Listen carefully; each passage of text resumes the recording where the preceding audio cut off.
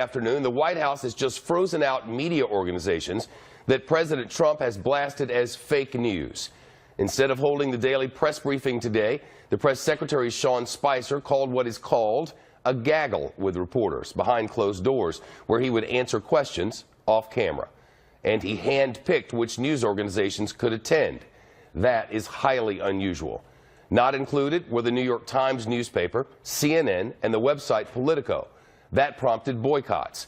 On principle, the Associated Press and Time magazine refused to attend the gaggle. The Times executive editor says, and I quote, "Nothing like this has ever happened at the White House in our long history of covering multiple administrations of different parties." That Dean Baquet protested and said free media access to a transparent government is of crucial national interest. The head of the White House Correspondents Association has also responded with a statement which reads, "The WHCA board is protesting strongly against how today's gaggle is being handled by the White House." Continuing, we encourage the organizations that were allowed in to share the material with others in the press corps who were not. The board will be discussing this further with White House staff. In fact, discussions are underway right now.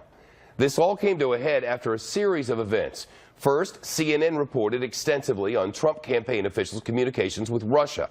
Then CNN reports the White House chief of staff sent administration officials to talk to reporters off the record, urging them to knock down the Trump campaign and Russia reports. Then this morning, President Trump again called the fake news media the enemy of the people and railed against fake news. I want you all to know that we are fighting the fake news. It's fake, phony, fake.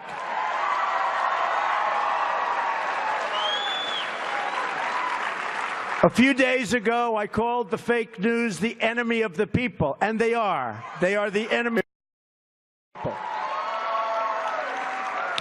Because they have no sources, they just make them up when there are none. He later said he was referring to the Washington Post, which reports it had 9 sources on its report.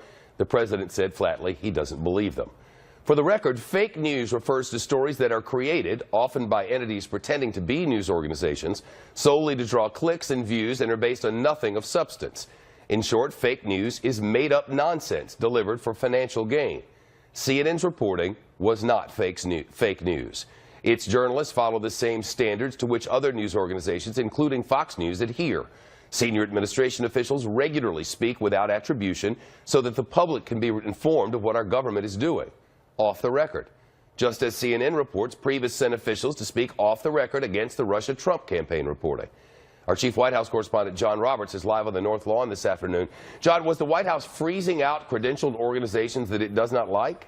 That's for the White House, I think, Shep, to answer. We asked Sean Spicer about it, why certain news organizations weren't there. He said there were only a certain number of slots that were available. But let me just give you a little bit greater level of detail here so that people could fully understand it. It was initially called a pool event. And the pool is a 13-member group of people who represent the 5 networks, represents the wire services, represents some of the print organizations as well. The pool was at the very core of this. And the pool's duty is to report on what happens at a pool event and then disseminate that to the rest of the press. So everybody would find out what happened in that meeting with Sean Spicer.